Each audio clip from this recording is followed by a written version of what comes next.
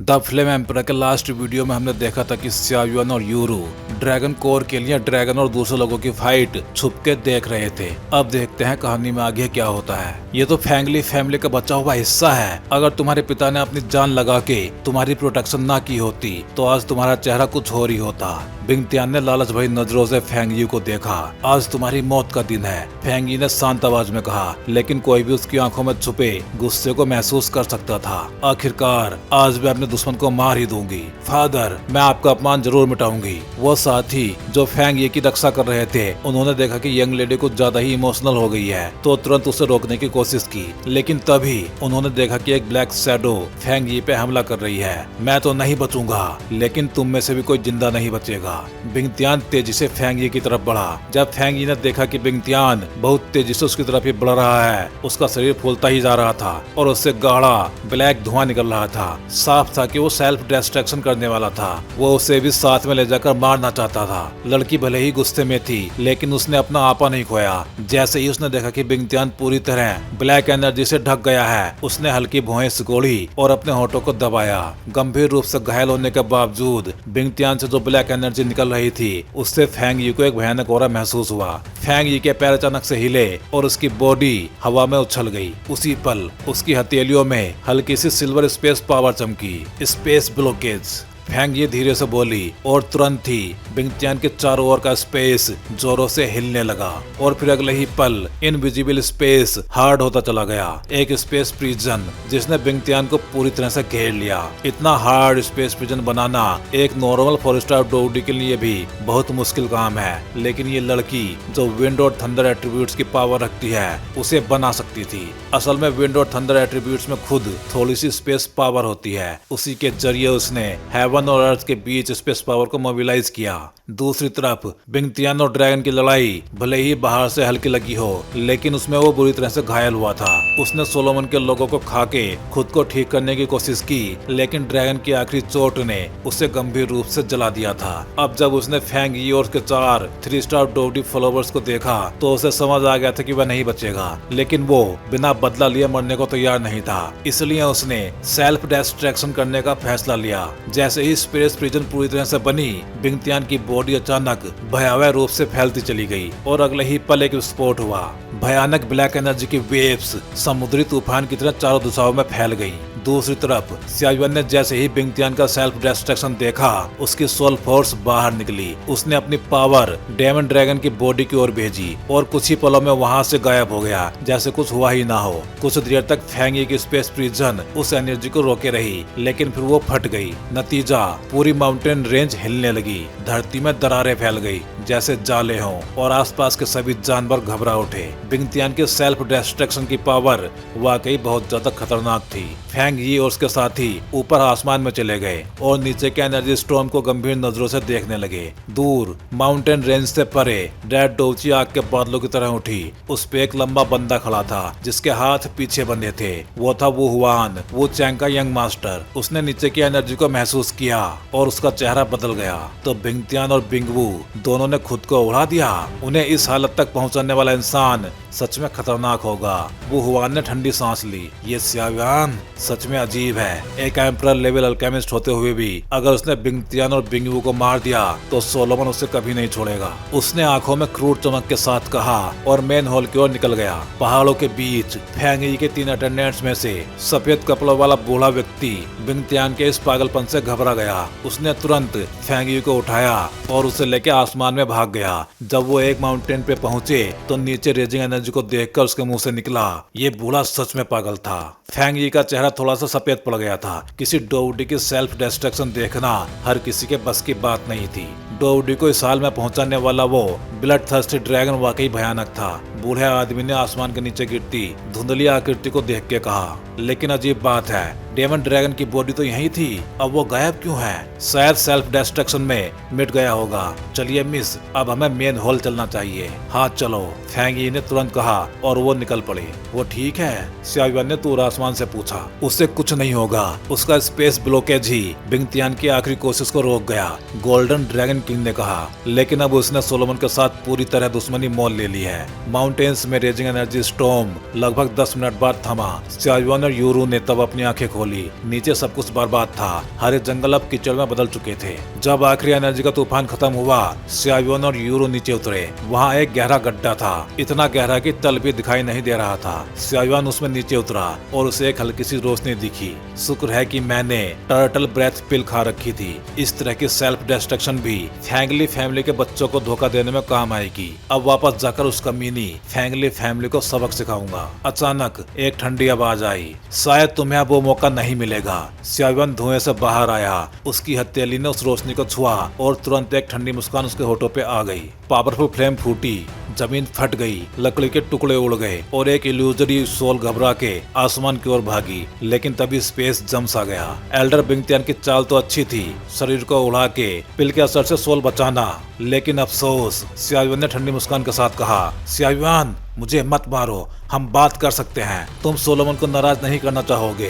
बिंगतियान की आत्मा डर से कांप उठी थी। मैं भी ये नहीं चाहता था, लेकिन जो अपने भाइयों को भी नहीं छोड़ता वो इंसान नहीं, जानवर से भी बदतर है। शाओयुआन ने शांत आवाज में कहा, फिर उसने हथेली बंद की। शाओयुआन, सोलोमन तुम्हें नहीं छोड़ेगा। बिंगतियान की सोल फट गई और रोशनी के कणों में बदल के हवा में गायब हो गई। गोल्डन ड्रैगन किंग ने हल्की मुस्कान के साथ कहा, सावधान सोच, बिना पीछे हटे। बहुत बढ़िया।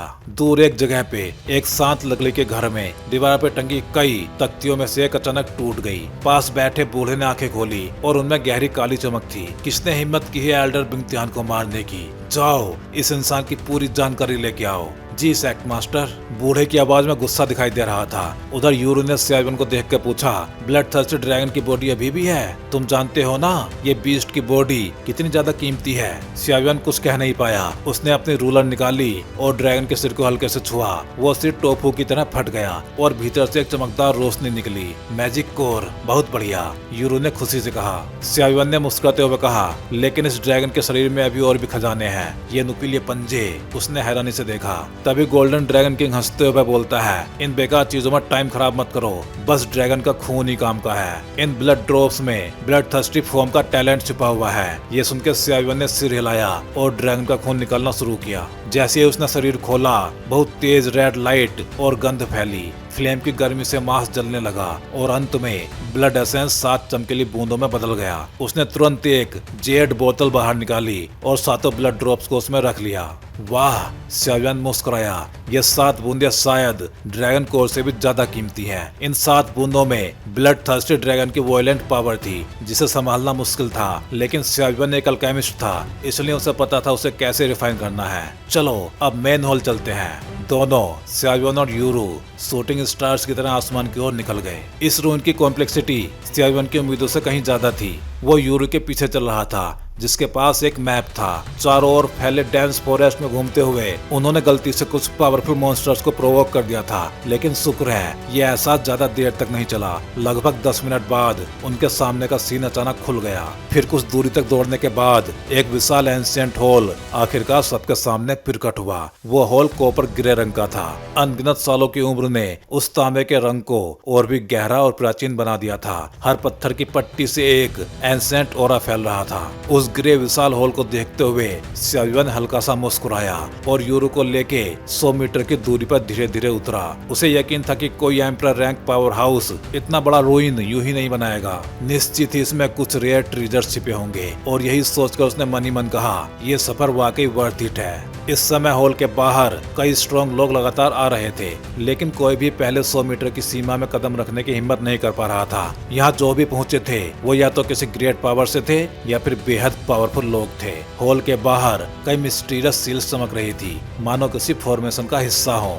बाहर मौजूद सब लोगों ने भी इस फॉर्मेशन को देख लिया, इसलिए कोई जल्दबाजी नहीं कर रहा था। शाओयुआन भी शांत खड़ा था, क्योंकि अगर इतने खजाने बिना सुरक्षा के होते तो वो मूर्खता होती। वो फोल्डेड आर्म्स के साथ खड़ा इंतजार ही कर रहा था। तभी अचानक उसे एक ठंडी घूरती हुई नजर महसूस हुई। तुरंत उसने अपनी भौहें उठाई और नजर घुमाई। वो ठंडी नजर एक आदमी की थी जो शानदार कपड़ों में था। उसके चेहरे पे एक नोबल टेम्परामेंट झलक रहा था जो किसी आम इंसान को नजर उठाकर देखने की हिम्मत न देता। उसके लंबे बाल और भी एरोगेंट ऑरा छोड़ रहे थे। इस अनजान चेहरे को देख के यूरो ने स्यावियन का हाथ हल्का सा दबाया। उसे भी उम्मीद नहीं थी कि वो यहाँ मिलेगा। यह है वुचेंग का मार्शल आर्टिस्ट, यूरो ने धीरे से कहा। ओह, वो ही जिसे लोग इस बार के ग्रेट फॉर्चून का सबसे बड़ा दावेदार मानते हैं, स्यावियन ने हल्का सा भौहें सिकोड़ते हुए कहा। वो लेट 3 स्टार डोवडी था। वो स्यावियन से 2 लेवल ऊपर है और भले ही ये 2 लेवल का फर्क छोटा लगे, लेकिन डोवडी की दुनिया में ये अंतर बहुत बड़ा होता है। स्यावियन को इस मार्शल आर्टिस्ट के अंदर से एक खतरनाक ऑरा महसूस हुआ, लेकिन डर नहीं।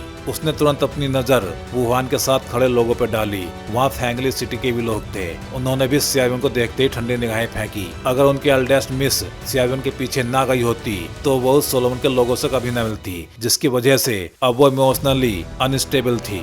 इसलिए वो सब स्यावियन से नाराज थे। स्यावियन की नजर एक जगह रुक गई। फेंगजी के पास एक सफेद बालों वाला आदमी खड़ा था, लंबा शानदार कपड़ों में, बेहद हैंडसम और मुस्कुराता हुआ। उसकी मुस्कान में भी एरोगेंस झलक रही थी। फेंगजी, क्या वही है वो इंसान जिसके पास एम्परर सोल होने की संभावना है? उस सफेद बालों वाले आदमी ने स्यावियन को देख के हल्की मुस्कान के साथ पूछा। हाँ, और मैं महसूस कर सकती हूँ कि उसकी सोल पावर मुझसे भी ज्यादा स्ट्रॉन्ग है, फेंगजी ने अपने दांत भींचते हुए कहा। फैंगली सिटी में फेंगजी हमेशा से सोल कल्टीवेशन करती आई थी। वो विंड और थंडर एट्रीब्यूट वाली डोची प्रैक्टिस में उतनी कैपेबल नहीं थी, लेकिन सोल पावर में बेहद पावरफुल थी और इसी वजह से वो 9th रैंक अल्केमिस्ट बन चुकी थी। जब उसने स्यावियन को पहली बार देखा तो उसके अंदर एक क्यूरियोसिटी जागी, क्योंकि स्यावियन का सोल ऑरा उसे बहुत रिफाइंड लगा। वो भी एक अल्केमिस्ट था और वो भी हाई लेवल का, इसलिए फेंगजी के अंदर उससे कंपटीशन करने की इच्छा पैदा हो गई थी। अगर वो वाकई एम्परर रैंक अल्केमिस्ट हुआ तो इस एक्सप्लोरेशन के बाद ब्रेकथ्रू मुमकिन है। वो व्हाइट हेयर्ड मैन मुस्कुराया। फेंगजी ने हल्का सिर हिलाया, लेकिन उसकी नजर अभी भी होल के अंदर की फॉर्चून पर थी। तभी स्यावियन की नजर अचानक चमक उठी। उसने देखा कि कोई फॉर्मेशन के अंदर जा चुका है। सभी चौंक गए। क्या कोई फॉर्मेशन में घुस गया? लेकिन अगले ही पल फॉर्मेशन के अंदर से भयानक फायर ड्रैगन्स और ब्लैक विंड का विस्फोट हुआ। सैकड़ों लोग पल भर में राख हो गए। उनकी आत्माएं तक गायब हो गई थी। ये सीन देखकर सबकी रूह कांप उठी। ये फॉर्मेशन वाकई भयानक था। मिड 3 स्टार डोवडी तक पलक झपकते ही मारे गए। स्यावियन ने सीरियस आवाज में कहा, ये फॉर्मेशन शायद होल की आखिरी सिक्योरिटी लेयर है। Damn it! अचानक फॉर्मेशन की एनर्जी स्यावियन पे केंद्रित हो गई और अटैक कर दिया। लेकिन तभी एक मिल्की व्हाइट पेटल नीचे गिरा और स्यावियन के सामने आ गया। आसमान से बरसते फायर ड्रैगन और ब्लैक विंड उसी पे टकराए, लेकिन वो पेटल जरा भी नहीं टूटा। ये देख के सबकी आंखें चौंधिया गई। अब जब सब लोग इकट्ठा हो गए हैं तो फॉर्मेशन तोड़ने के लिए साथ मिलकर अटैक करें। फॉर्चून ताकतवर को ही मिलेगी, वुहान ने ऊंची आवाज में कहा। स्यावियन के हाथ हल्के से कांपे। इतने छोटे अटैक से भी उसे दर्द महसूस हुआ था। फॉर्मेशन सिर्फ मुझ पे ही हमला क्यों कर रहा है? उसने मन ही मन सोचा, लेकिन अब सोचने का वक्त नहीं था। उसकी आंखें जल उठी। उसकी उंगलियों से मिलकर व्हाइट रोशनी निकली और उसने धीरे से कहा, यूरू, मेरे साथ चलो। अगले ही पल मिल्की व्हाइट लोटस पेटल्स ने उसे और यूरू को ढक लिया और वो फॉर्मेशन के भीतर से तेजी से बाहर निकल गए। आसमान में व्हाइट लाइट ने एक लाइन से खींच दी थी और वो दोनों पल भर में वुहान और बाकी सबकी नजरों से गायब हो गए। वुहान की ब्लड रेड आंखों में बेचैनी चमकी। वो जानता था स्यावियन ने फॉर्मेशन तोड़ने का तरीका ढूंढ लिया है। Follow them. वो सबसे पहले फॉर्मेशन की ओर बढ़ा। उसके पीछे फेंगजी और बाकी सभी भी निकल पड़े। चलो, यहाँ तक कि लिविंग डैड भी आगे बढ़े। एक आकर्षक लड़के ने मुस्कुराते हुए कहा, अब मजा आएगा।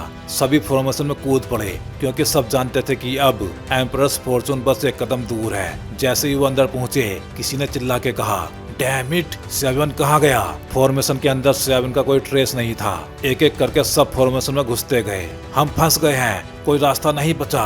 भीतर घुसे वॉरियर्स चिल्लाने लगे। वुहान ने उन्हें शांत किया। हम सब लोग अब एक ही नाव पे सवार हैं। बेकार की बहस छोड़ो, चलो साथ मिलकर फॉर्मेशन तोड़ते हैं। लेकिन लिविंग डैड ने ठंडी नजर से कहा, अगर अलायंस बनेगा तो कोई लीडर भी चाहिए। कौन होगा? वुहान मुस्कुराया, क्यों नहीं, मैं ही बन जाता हूँ लीडर। और उसी पल उसका औरत चारों तरफ फैल गया। लेट 3 स्टार डोवडी। सभी का चेहरा सीरियस हो गया। वो वाकई पावरफुल था। वुहान ने जमीन पे मुट्ठी मारी। Fire killing palm. उसके हाथों से 2 विशाल फायर और विंड ड्रैगन्स निकल पड़े। आसमान में घूमते हुए वो सीधा ब्लैक लोटस की ओर बढ़े। ब्लैक लोटस धीरे धीरे कांपने लगा और फिर एक काली रोशनी की बीम उसमें से फूट पड़ी। वो बीम 2 ड्रैगन से टकराई और फॉर्मेशन के भीतर 1000 फुट लंबी डोवची लहर फैल गई, पूरा आसमान कांप उठा। फैंग जी ने अपनी उंगलियां उठाई। विंड एंड थंडर फिंगर्स, एक चमकदार बिजली जैसी एनर्जी बीम लोटस में समा गई और लोटस चकनाचूर हो गया। ब्लैक बीम ने वुहान के डोजी सील पे अटैक किया और दूर पहाड़ों को राख में बदल दिया।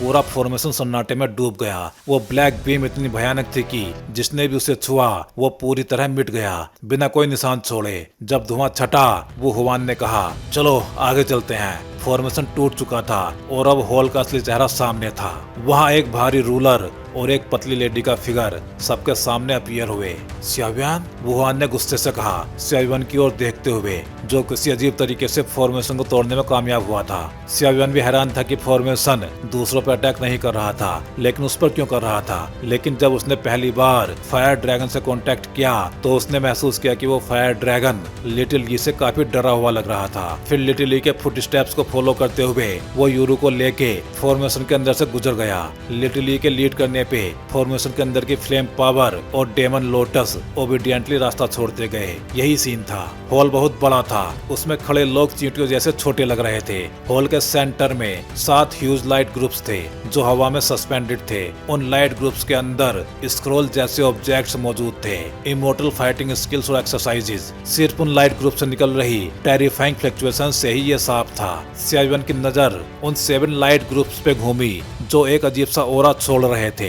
तभी उसकी नजर बीच वाले लाइट ग्रुप पे जाके रुक गई। वहाँ एक स्टोन सीट थी और उसके बगल में एक स्टोन कॉफिन। वो स्टोन कॉफिन शांत और साधारण दिख रहा था, लेकिन उसके पास वाले स्टोन सीट पे एक ग्रे व्हाइट स्केलेटन बैठा था, हाथ जोड़े हुए, क्रॉस लेग्ड पोस्चर में। एम्परर की हड्डियां।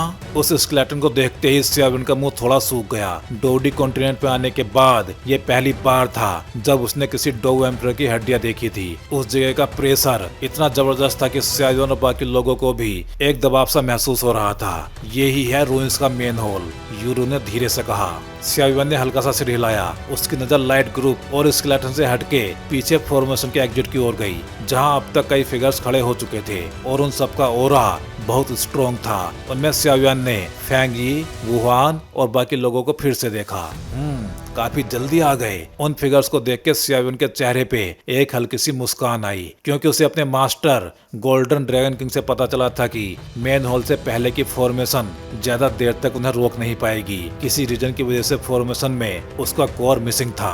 हॉल के अंदर काफी फिगर्स खड़े थे, कुछ अकेले तो कुछ पावरफुल ग्रुप्स के लोग। 5 बड़ी सिटीज की फेमस फोर्सेस, वो सिटी से वुहान, फैंगली सिटी से फैंग यी और साथ ही living dead city, magnolia city, beast city जैसी ताकतें भी यहाँ पे मौजूद थी। सबका एक ही गोल था, फॉर्मेशन टूटते ही यहाँ पहुँचना और ट्रीजर्स को क्लेम करना। जब वुहान और उसके लोग हॉल में दाखिल हुए, सियावियन जो अपनी हैवी रूलर लिए खड़ा था स्वाभाविक रूप से सबकी नजरों में आ गया। बहुत से लोग अलर्ट हो गए, कुछ हॉस्टाइल, कुछ न्यूट्रल और कुछ फ्रेंडली एक्सप्रेशंस के साथ। इन नजरों को देख के सियावियन हल्का सा मुस्कुराया और वुहान की दिशा में देखा। वुहान और उसके साथियों से गुस्से से देख रहे थे, शायद फॉर्मेशन में हार की याद अब भी ताजा थी। सियावियन के होठों पे एक हल्की मुस्कान आई और वो यूरू के साथ धीरे धीरे हॉल के अंदर बढ़ा और रुक गया।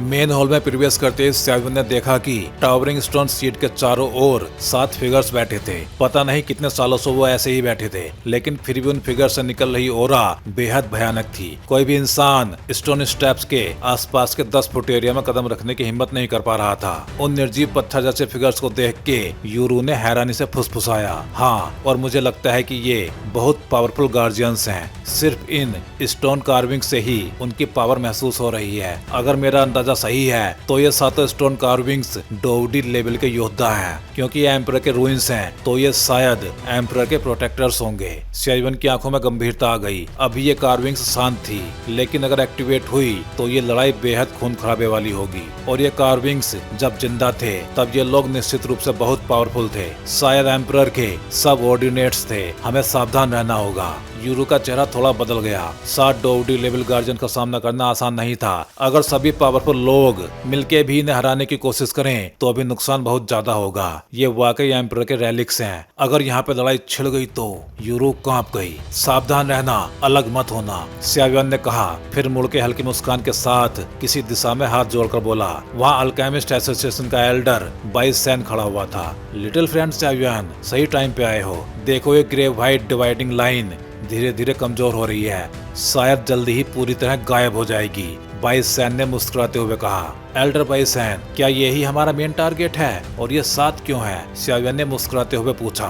हाँ, शायद यही है, लेकिन मुझे लगता है ये 7 light groups in 7 stone carving से जुड़े हैं। कैसे, ये कोई नहीं जानता, लेकिन जो भी इसे हासिल करेगा वो उसकी किस्मत और ताकत पर डिपेंड होगा, बाइसेन ने कहा और xiaoyan की तरफ संतुष्ट नजरों से देखा। सही कहा आपने, xiaoyan ने जवाब दिया और 7 कार्विंग्स को ध्यान से देखा, फिर लाइट ग्रुप्स पे नजर डाली। ये रेलिक्स सच में आसान नहीं थे। बाइसेन ने धीरे से कहा, xiaoyan, लगता है इस बार बहुत लोग तुम्हें टारगेट कर रहे हैं, बस कुछ छोटे मोटे ट्रबल मेकर्स हैं। xiaoyan मुस्कुराया, उसे पता था वो हुआन नॉस्टाइल था, लेकिन फेंग यी शायद केवल उसे टेस्ट करना चाहती थी। और जो लिविंग डेड वाला था जिसने यूरू से क्रिसेंट मून ग्रीन फ्रूट चुराया था, वो भी उससे बच नहीं पाएगा। xiaoyan ने धीरे से यूरू से कहा, जब ग्रे व्हाइट लाइन हटेगी तो जल्दी मत करना। ये ट्रेजर्स जितने कीमती हैं उतने ही खतरनाक भी हैं। जो पहले लेगा वही सबसे पहले मरने का कैंडिडेट बनेगा। यूरो ने सिर हिलाया। वो समझती थी कि ट्रेजर्स लेते ही सबका निशाना उसी पर लगेगा। इतने पावरफुल लोगों के बीच कोई भी एक पाम मार दे तो शरीर बिखर जाएगा। बाइसेन मन में सोच रहा था, यह xiaoyan वाकई असाधारण है। छोटी सी एज में इतनी मैच्योरिटी और उसका कल्टीवेशन और मेडिसिन रिफाइनिंग टैलेंट दोनों ही जबरदस्त हैं। ये एसोसिएशन के लिए सही फैसला था। वो मुस्कुराया, अगर मौका मिले तो उसे मदद करनी चाहिए। इस बच्चे के अंदर कुछ तो खास है। इस बीच xiaoyan की नजर ऊपर तैरते हुए लाइट क्लस्टर्स पे टिकी थी। हॉल के सभी लोगों की आंखें लाल हो चुकी थी। वो हुआन उन लाइट ग्रुप्स को देख रहा था। उसके मन में कुछ कैलकुलेशंस चल रहे थे। फेंग यी का ग्रुप भी चिंतित था। 7 लाइट ग्रुप्स और 500 लोग, भेड़िए ज्यादा मास कम। सील गायब होने वाली है। xiaoyan का चेहरा गंभीर हुआ। तभी उसके मास्टर गोल्डन ड्रैगन किंग की आवाज आई, सील टूटने वाली है। मास्टर, ये है क्या? मुझे भी ज्यादा नहीं पता, देखते हैं आगे क्या होता है। ग्रे व्हाइट लाइन गायब हो गई। किसी ने चिल्लाया। सबकी आंखों में लालच चमक उठा। वो डिवाइडिंग लाइन धीरे धीरे गायब हुई और एक ग्लास जैसी डोबची वॉल धमाके से टूट गई। आवाज खत्म भी नहीं हुई थी कि एक आदमी तेजी से दौड़ पड़ा, सीधा एक लाइट ग्रुप की ओर। लाइट ग्रुप कांपने लगा, फिर और भी तेज चमक उठा। उस चमक के बीच एंशिएंट स्क्रॉल्स दिखाई देने लगे, हवा में लटकते हुए, एक पावरफुल ऑरा फैलाते हुए। 7 अलग अलग रंगों की 7 लाइट्स उन लाइट्स ग्रुप से निकली और जाकर 7 फिगर्स के सामने रुक गई। उन स्क्रॉल से निकलती एंशिएंट ऑरा ने सबकी आंखें लाल कर दी। सांसें भारी हो गई। इमोर्टल लैंग फाइटिंग स्किल जन्म ले चुकी है। कुछ पल खामोशी के बाद पूरे हॉल में चीखें गूंज उठी। बहुत सारे लोग लाइट ग्रुप्स की ओर टूट पड़े। हॉल एकदम उबलते पानी की तरह बॉइलिंग हो गया। इमोर्टल रैंक फाइटिंग स्किल का आकर्षण किसी के लिए भी घातक था। एक काली शैडो सबसे आगे निकली और फिर वहां से एक आवाज आती है, ये इमोर्टल लेवल फाइटिंग स्किल सिर्फ मेरी है। वो तेजी से लाइट ग्रुप की ओर बढ़ा, हाथ बढ़ाया, लेकिन जैसे ही उसने लाइट ग्रुप को छुआ वो पूरी तरह टूट गया। बॉडी और सोल दोनों, कुछ भी नहीं बचा था। वो 3 स्टार डॉडी था और एक झटके में गायब हो गया था। हॉल में सन्नाटा छा गया। सबके चेहरों पे डर था। अचानक हॉल के बीच सफेद धुंध फैलने लगी। वो धुंध एक जगह इकट्ठा हुई और फिर 7 फिगर्स उसमें उभर आए। सबकी नजर ऊपर उठी। 7 स्टोन कार्विंग्स अब वहाँ पे नहीं थे। क्या गार्जियंस जाग गए? सबके चेहरों पे पसीना आ गया था, क्योंकि सब जानते थे अगर ये 7 कार्विंग्स जाग गए तो अब असली नरक शुरू होगा। xiaoyan ने ऊपर देखा। 7 फिगर्स में से एक सफेद कपड़ों वाला बीच में था, बाकी 6 उसके दोनों ओर। उनका ऑरा डोडी लेवल का था और बीच वाला सफेद इंसान सबसे ज्यादा भयानक था। व्हाइट मिस्ट गायब हुई। अब 7 गार्जियंस असली रूप में दिखाई देने लगे। हॉल एक विस्फोट की तरह गूंज उठा। 7 स्क्रोल्स की लाइट उन 7 गार्जियंस में समा गई और उसी पल उन्होंने अपनी आंखें खोल दी। कई सालों की नींद के बाद सबकी निगाहों से सिर्फ एक ही चीज लग रही थी, मौत। टेम्पल ब्रेकर, बिना रहम के सबको मार दो। सभी ने बस देखा कि वो भयानक साउंड वेव्स एक डरावनी फाइटिंग स्पिरिट में बदल गई, जो सफेद फिगर के पास खड़े 6 लोगों से निकली और हॉल में मौजूद कई पावरफुल लोगों पे हमला करने लगी। चारों दिशाओं से आती हुई फाइटिंग स्पिरिट्स क्रूरता से हॉल में घुसे लोगों पे अटैक करने लगी। 100 मीटर की लंबी रोशनी उठी और हवा में तैरती कंकड़ पत्थर की बौछार उस पावर से हिलने लगी। उसमें समाई भयानक शक्ति इतनी थी कि पीक 3 स्टार डोडी जैसे पावर हाउसेस भी अकेले उसका सामना करने की हिम्मत नहीं करते। इस भयानक सीन को देख के हॉल के कई एक्सपर्ट्स तुरंत हरकत में आ गए। उन्हें यह बात साफ थी कि चूंकि वो फाइनल हॉल में पहुंच चुके हैं तो जब तक सामने खड़े 7 गार्जियंस को खत्म नहीं किया जाता तब तक इमॉर्टल लेवल फाइटिंग स्किल और उससे भी अधिक कीमती क्रिएशन पर दावा करना असंभव है, वरना अब तक की सारी फाइट बेकार ही चली जाती। भीड़ से उठती डोची रंग बिरंगी रोशनी बनकर आसमान तक जा पहुंची और सबकी मिलीजुली पावर से एक विशाल लाइट वॉल खड़ी हुई जिसने हॉल से आती भयंकर डोची को रोकने की कोशिश की। भयानक सोनिक डोची उस लाइट वॉल से टकराई जो सबके कंबाइंड डोची से बनी थी और दोनों शक्तियां आपस में भिड़ गई, मानो हवा चीरती हुई कर्कश आवाजें पैदा हो रही हो। Fire killing palm, break it for me. Wuhan ने भी उन 2 टकराती रोशनियों की ओर देखते हुए भौएं सिकोड़कर चिल्लाया। तुरंत ही उसने अपनी पूरी डोची को बाहर निकाला और उसी पल एक अद्भुत औरा फूट पड़ा। वो मार्शल आर्टिस्ट ये भी समझ गया कि अगर कोई इस टकराती लाइट बीम के बीच आ गया तो वह निश्चित रूप से चूर चूर हो जाएगा। भयानक सोनिक अटैक और विशाल फाइटिंग स्पीड से बनी लाइट वॉल तुरंत बिखर गई। अब सबको यह बात समझ में आ गई थी कि इस फॉर्मेशन की तरह अब वो सब एक ही रस्सी पे झूलते टिड्डे हैं। जब तक इन 7 गार्जियंस को नहीं हराया जाता तब तक किसी और चीज के बारे में सोचना बेकार है। सोनिक अटैक के खत्म होते ही हॉल में मौजूद सबने धीरे धीरे सिर उठाया और ऊपर खड़े 7 फिगर्स की ओर देखा। मेन हॉल के ऊपर 7 फिगर्स लाइन में खड़े थे। हॉल के सबसे ऊपर एक हड्डियों जैसा कंकाल और एक नॉर्मल सा दिखने वाला कॉफिन था। नीचे स्टोन स्टेप्स पे स्केलेटन थ्रोन के नीचे सफेद कपड़ों में एक फिगर खड़ा था। ध्यान से देखने पर वो सफेद कपड़ों वाला बंदा एक मिड एज का आदमी लगता था। उसके पूरे शरीर से जरा सी भी डोची महसूस नहीं हो रही थी। वो सफेद कपड़े पहने इंसान हॉल में खड़े स्यावियन की ओर पीठ किए खड़ा था। फिर धीरे धीरे सिर उठाकर उस सिंहासन की ओर देखने लगा जो अब स्केलेटन का बन चुका था और उसकी आंखों में गहरी श्रद्धा झलक रही थी। सफेद कपड़ों के नीचे स्टोन स्टेप्स पर 6 पावरफुल फिगर 8-8 की आकृति में खड़े थे। अजीब बात ये थी कि ये 6 लोग स्यावियन की दिशा में खड़े थे और बिल्कुल स्थिर, मानो आदेश की प्रतीक्षा में सैनिक हो। उनकी आंखों में किलिंग इंटेंट था। हॉल में मौजूद लोगों की आंखें फैल गई क्योंकि उनके सामने खड़े लोग पहले के स्टोन स्कल्पचर से बिल्कुल अलग थे। अब वो आम इंसानों को जैसे दिखाई दे रहे थे। ये देख के वुहान बुदबुदाया। वर्षों की साधना के बाद उसने जो शक्ति प्राप्त की थी उसे आज बेकार सी लग रही थी। ये रूइंस में अपनी ताकत दिखाने का मौका समझ रहा था, पर अब उसे महसूस हुआ कि बिना साधन के समझदार स्त्री भी खाना अच्छा नहीं बना सकती। लेट स्टेज 3 स्टार डोवडी होने के बावजूद वुहान खुद को उन 6 में से किसी एक के सामने भी ऐसा है पा रहा था। उस मिस्टीरियस सफेद कपड़ों वाले की तो बात ही छोड़ दो। फिर भी वुहान पीछे हटने के मूड में नहीं था। उसकी निगाहें पत्थर की सीढ़ियों पर जमी थी। डैम, फेंग यी ने भी अपने क्रिस्टल जैसे हाथ मरोड़े। ये इन्फॉर्मेशन तो एकदम गलत थी। डैड ओरा वाला लिविंग डैड भी उन लोगों को देख के बेचैन सा हो उठा। यहाँ तक कि अगर हॉल के सभी लोग मिलकर पूरी ताकत लगा दें तब भी इन 6 लोगों से निपटना मुश्किल था। और वो मिस्टीरियस सफेद कपड़ों वाला व्यक्ति तो जैसे किसी और ही लेवल का था। ये तो एकदम बढ़िया मौका है मेरी तलवार को तेज करने के लिए। ग्रे चोगा पहने एक बंदा जिसकी आंखों पे कपड़ा बंधा था एक भयानक ओरा फैला रहा था। वो धीरे धीरे अपनी एक हथेली से पीछे बंधी काली तलवार को छूता है और दूसरी हथेली से अपने माथे की पट्टी को। यह जगह सचमुच उसकी तलवार को निखारने के लिए बनी थी। अब वो कैसे पीछे हट सकता था। स्याओवैन, क्या तुम भी डर रहे हो? एक नाजुक लड़की के कंधे पे बैठा आइस ब्लू पंखों वाला पक्षी ऊपर खड़े भयानक लोगों को घूर रहा था। लड़की की बात सुन के उस पक्षी के शरीर से ठंडी लहर उठी, मानो कह रहा हो डर? बिल्कुल नहीं, यही तो है रियल रूइंस। एक बड़ा सा बंदा जो किसी आयरन टावर जैसा था जमीन पे खड़ा था। उसकी आंखों में जोश की ज्वाला थी। उसका खून उबल रहा था। वो अभी युद्ध के लिए बेचैन हो रहा था।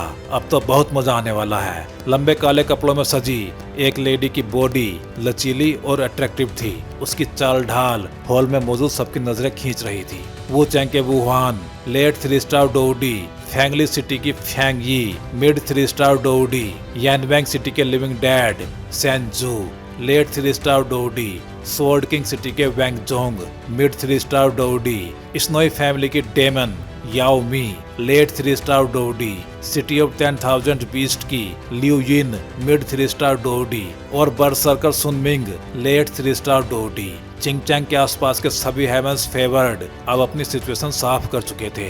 यूरू, जैसे ही युद्ध शुरू हो तुम मेरे साथ रहना, इस रूइंस में बहुत खतरे हैं और ये गार्जियंस तो बस शुरुआत है। सियायुआन ने सामने खड़े सातों लोगों की पावर को महसूस करते हुए कहा। हाँ ठीक है।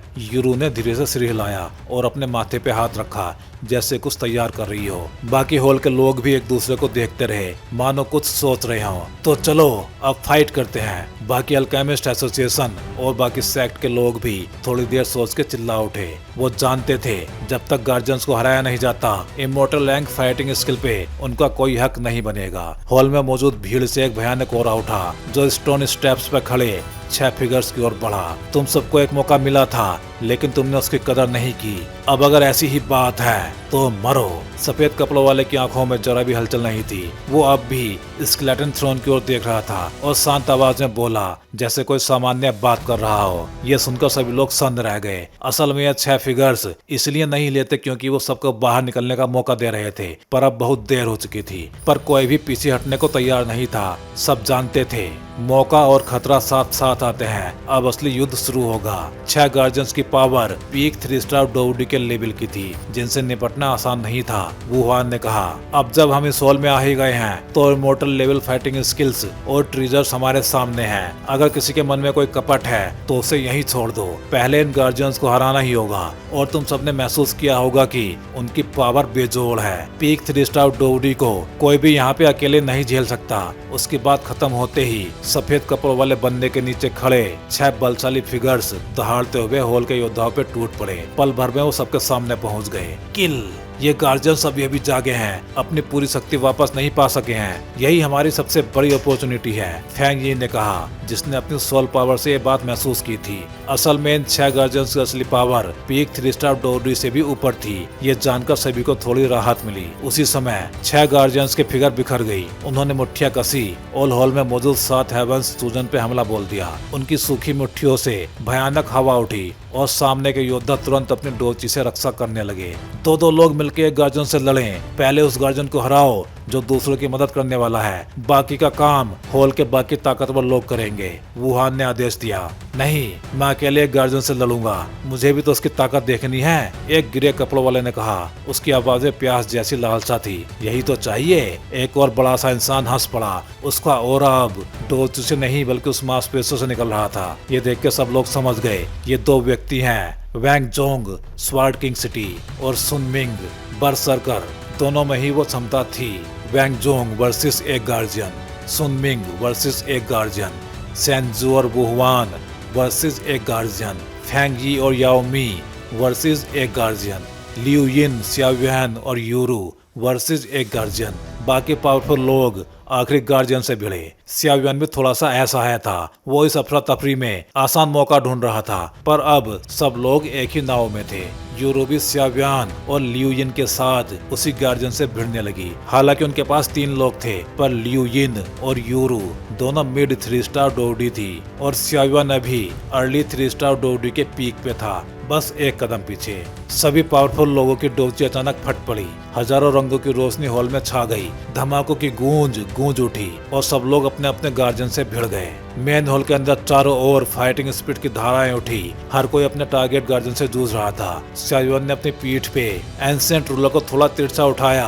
लिu यिन समझ नहीं पा रही थी कि सियायुआन को वुहुआन जैसा शक्तिशाली व्यक्ति क्यों अहमियत देता है, लेकिन उसे ये याद था कि सियायुआन के पास एक छोटा बीस्ट है जिसकी पावर 3 स्टार डोवडी के बराबर है, बल्कि सियाओ हैन के आइस फिनिक्स ब्लड लाइन से भी ज्यादा पावरफुल है। वो ये भी नहीं समझ पा रही थी कि चिंग चैंग की यूरू जैसी साधारण मिड 3 स्टार डोवडी भी हेवंस फेवर में कैसे गिनी जाती है। पर अभी सोचने का टाइम नहीं था। पहले गार्जियन को हराना जरूरी था। लिu यिन ने अपने सामने वाले गार्जियन पे नजरें गड़ा दी, फिर सियायुआन की ओर देखा। सियायुआन और यूरू हॉल के किनारे खड़े थे। सामने उनका गार्जियन था। यूरू की बोरी से हरी डोची निकल रही थी। उसके माथे पे एक चमकती रोशनी उभरी। सियायुआन के शरीर से लाल डोची फैली और फिर उस पर दूध सी सफेद फ्लेम चिपक गई। सीन बेहद खतरनाक था। दोनों के शरीरों से पावरफुल ओरा उठा और चारों ओर फैलने लगा। वो अभी तक मेन हॉल के बीच की अफरा तफरी में शामिल नहीं हुए थे। उन्हें पता था कि ये अराजकता ज्यादा देर नहीं चलेगी। जैसे ही कोई टीम किसी गार्जियन को हरा देगी, सब अपनी अपनी टीमों के साथ रीग्रुप करेंगे और लड़ाई स्टेबल हो जाएगी। तब असली युद्ध शुरू होगा। पर अगर गार्जियंस में से किसी ने किसी टीम को हरा दिया तो पूरा बैलेंस ही बदल जाएगा। सभी जानते थे पीक 3 स्टार डोगरी गार्जियन का पलड़ा पूरी बैटलफील्ड का रुख मोड़ सकता है। अब क्या करें? हरी बालों वाले लड़के ने अपने होठ काटते हुए कहा। उसे सामने वाले गार्जियन से किलिंग इंटेंट महसूस हो रहा था। और क्या, चलो लड़ते हैं, स्यावियन ने कंधे उचकाकर कहा और सामने वाले गार्जियन पर अटैक कर दिया। तो भाई लोग, इस वीडियो में बस इतना ही। चलिए फिर जल्दी ही मिलते हैं अगले वीडियो में।